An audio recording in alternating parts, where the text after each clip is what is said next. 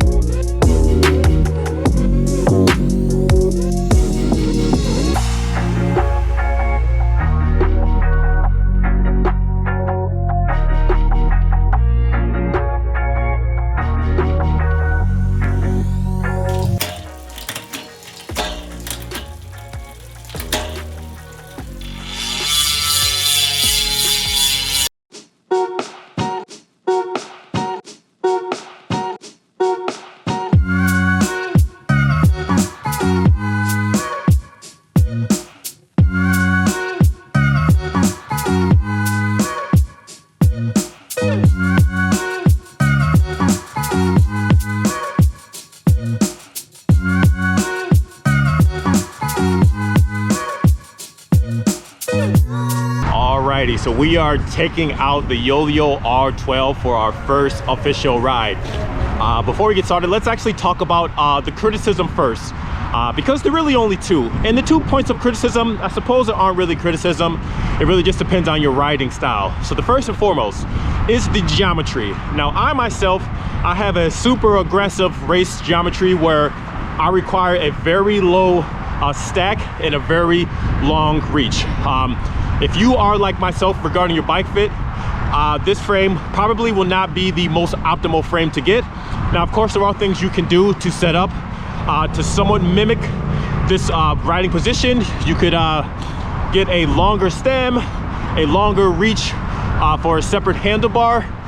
You could just try to slam the stem as much as possible, but it's not going to be perfect one-to-one setup like I have with my LA Sprint or my Windspace T1500. So if you are someone that requires a lot of reach, a low stack, just make sure you double check the geometry on this frame set and see if you are able to set this bike up before you go out and buy it and then realize that you're just not going to get all of the reach and the low stack that you thought you would get.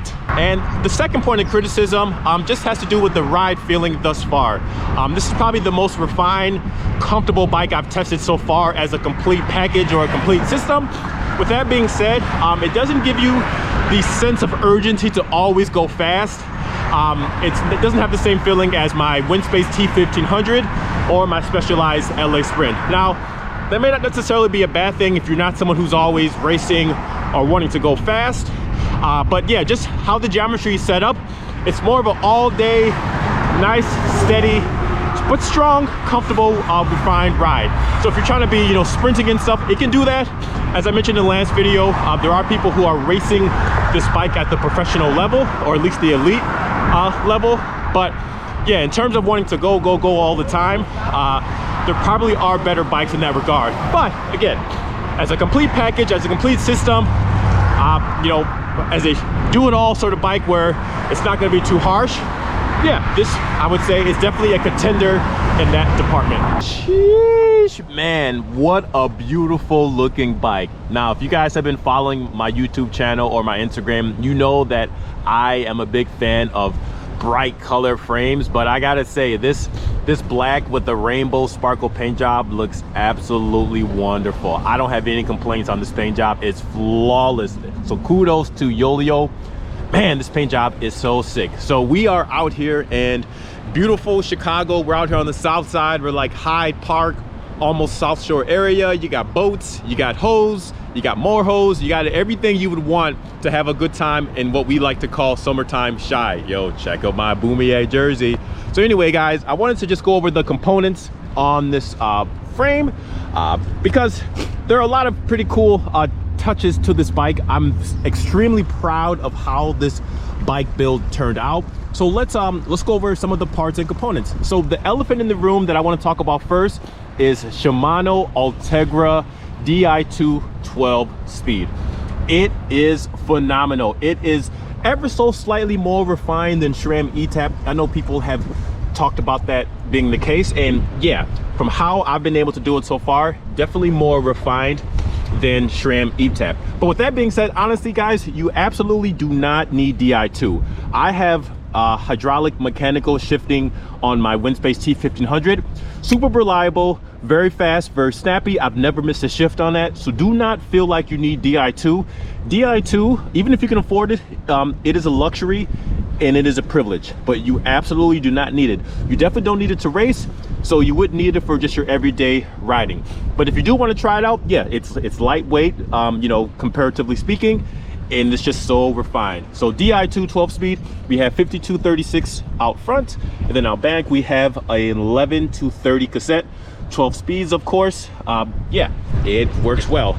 Next up, let's talk about the cockpit area. Oh, actually, one other thing with the Shimano Di2 12 speed is these levers and the quality of the rubber is mwah, it is magnifique.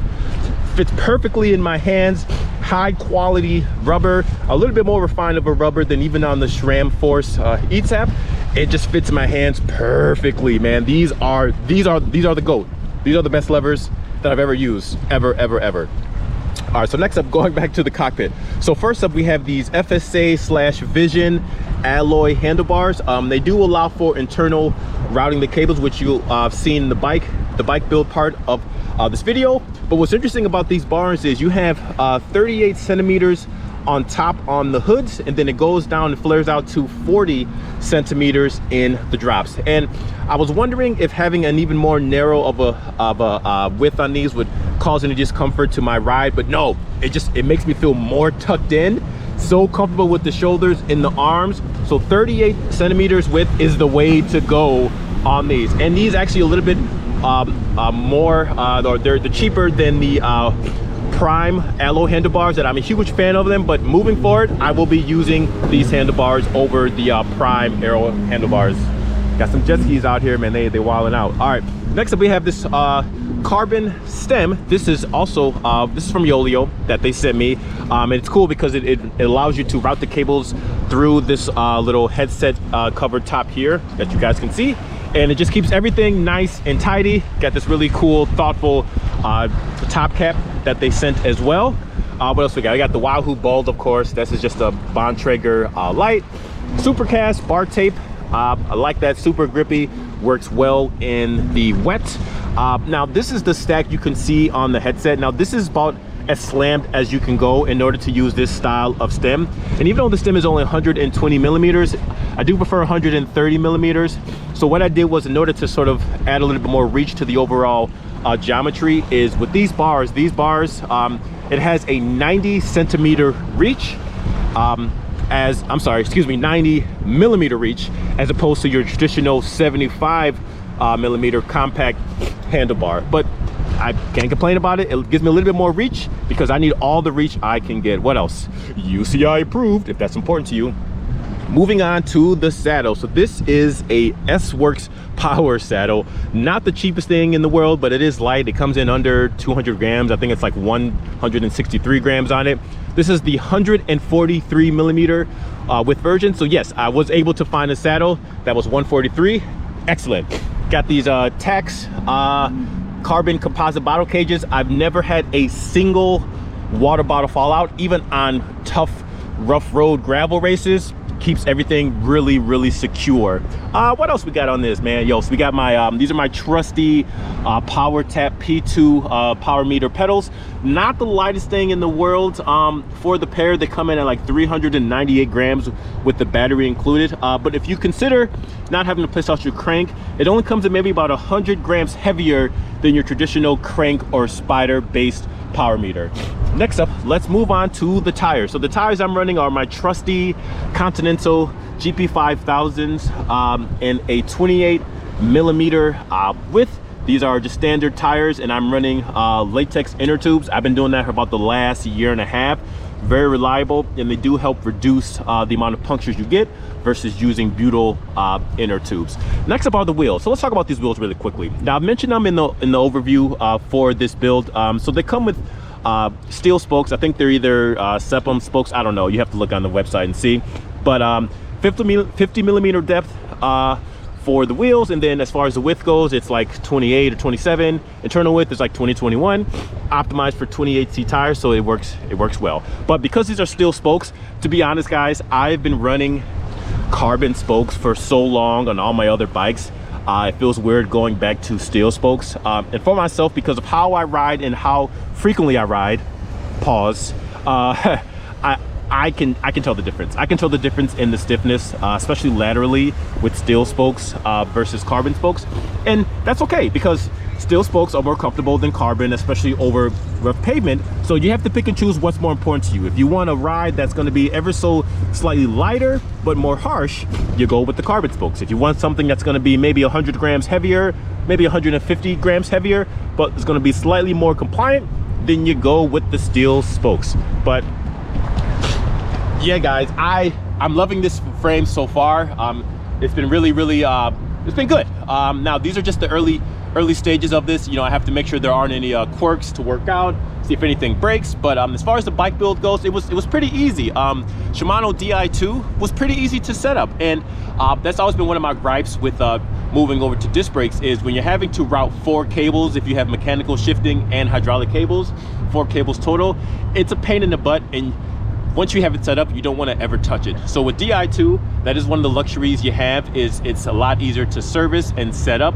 If I ever want to take this group set apart and move it on to a different bike, it'll be a lot easier. But so far guys, I'm really liking this frame. Kudos to Yoeleo. You once again did a phenomenal job on this frame set. Moving on to the good. So as far as the good, man, this bike is, yeah, for sure, one of the most refined frames as a complete package as well that I've ever tested on this channel so far. It's really compliant, which I know is a very difficult tangible thing to kind of explain, but it's very comfortable. It works very well over the bumps, and part of that could be because of the steel spokes on these Yoeleo C50 Pro wheels. It could just be the way the geometry is set up, like I just mentioned. But all of these things together work very well to provide a ride that's compliant. It's very comfortable. It's not going to wear you out. Yeah, it's not going to make you want to sprint out of every corner every single time you hop on it. But if you have long days out on the road, this is going to be a good choice. It definitely gives us the feeling and the sensation of a bike, yes, that costs more than what the price is asking for. So kudos to Yoeleo. I've mentioned this with my my Yoeleo gravel frame, my first ever Yoeleo R6. Yoeleo puts out extremely high quality for the price. And even just first time getting on this frame, it kind of feels like nostalgia. It reminds me of the first time I built my very first bike, which was the Yoeleo R9. First time getting on that, you feel like, wow, this is definitely a bit more special of a ride than what I was expecting. And I get that same sort of feeling and sensation when I hop on this. This is a bike that you can be proud to ride. You're gonna fit right in with all your group rides if that's important to you. If you do wanna hop into some races or fast group rides, it's gonna be good for that too. Or if you just wanna be an introvert and just do your solo endurance rides, take in the sights like I am today on the lakefront, fantastic bike for that, to do it. So that is going to do it for today's video. A huge shout out for Yoeleo for finally sending me out this frame to build up and to test. I'm really loving it so far. And please stay tuned, as in these upcoming months, hopefully by the end of summer, I will have a follow-up, more in-depth review on this bike so I can put it through all of its paces and give you guys a better understanding and let you guys know some of the quirks if anything pops up. But yeah, guys, as always, if you have any questions, comments, or concerns, please feel free to leave them down below, and I will check you guys on the next one. Thank you so much for watching. Peace.